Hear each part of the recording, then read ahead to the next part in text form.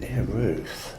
You know that old sow that lives up at Town Hill? Oh, no. Yeah, you know the state of her sty Oh, yes. and everything. Yeah. Well, apparently they stopped her PIP. Really? Yeah, and so she's only got half her income. I mean, she's appealing, but you know, in order to deal with that, she chucked her kids out. Oh, no. Yeah, she's horrible. I never liked her, but anyway, she chucked them out, and so you know, there they are. I mean, it's March. Where on earth are they going to go in March?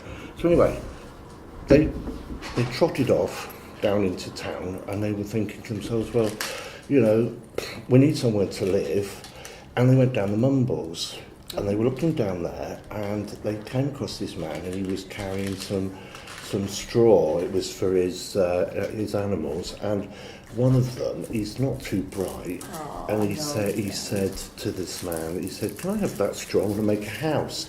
And the man looked at him, and he thought, well, I'm not going to get involved here. I'll have this, you know, quickly. And the man sort of scarpered, and so this little piglet, he made this. Well, if you can call it a house, it was just a complete mess, really, you know. And the other two, they were sort of like giggling to themselves, but they left him to it. They carried on. So he went and well, like I say, he built this awful mess, but was so pleased with himself, you know. And I put that down to his upbringing, you know, thinking that was blame good. The parents, we blame the parents. Well, look at her. No wonder they stopped her benefits. Anyway, the other two, they carried on. They went round. They followed the road round. And this second little piggy, he's thinking, well, that was a good idea. I'm going to make myself a little house like that. But what am I going to do? And do you know what he did? He smashed the pier to bits. And with all the sticks, made himself a house right up against the water as it comes in. Wondered about it. Worse than the first, I think, you know. But that's the medication. So I just, you know, make allowances. But the other pig, he was a bit more switched on, a bit more grounded, and he carried on round the road, and he found these bricks just lying around. I think they'd been demolishing something or other. Stealing them. Yeah, but he built this house. It was fairly solid, no cement. They were all kind of like teetering on top of one another, but you know, better than the other two. But I don't know if you know, but in Sketty, there's this wolf. Well, I've heard of it. Have you heard about it? Yeah. A real predator. Terrible. I know. Preying on little animals and stuff like that. And he'd heard that this old sow had lost her PIP and kicked her kids out, and he'd been sort of like following them, tailing them. And he saw this first little piggy and the mess of straw.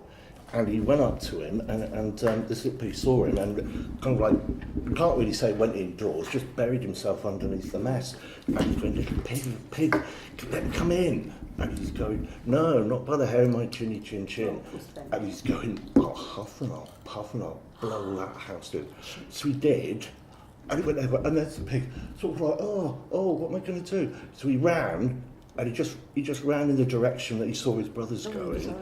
And he went down and he saw the pier smashed to bits, and then was looking over like that and saw this little structure and thought, I'm going to run in there. He didn't know his brother was there. So he ran down onto the beach, and lo and behold, there's his brother. But the wolf's chasing him, and they go in, and the wolf says the same thing. He says, little pigs, let me come in. And they said, you know, not by the head of our chinny chinches.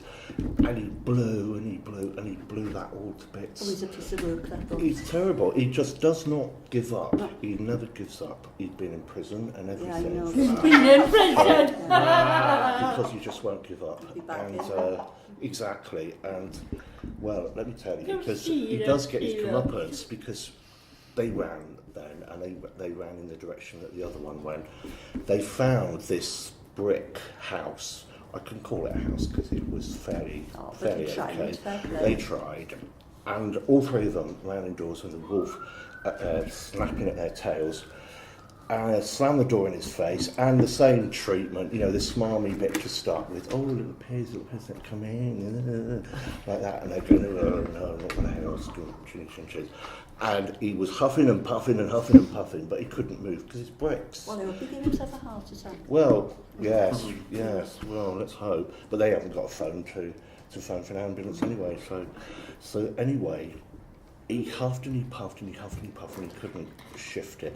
And he could hear them laughing, and that, you know, his temper rose then because they were laughing at him. So he went right round the back, he climbed up because he shimmied between the drain pipe and the wall and went up, got on the roof, and they could hear the roof tiles clattering.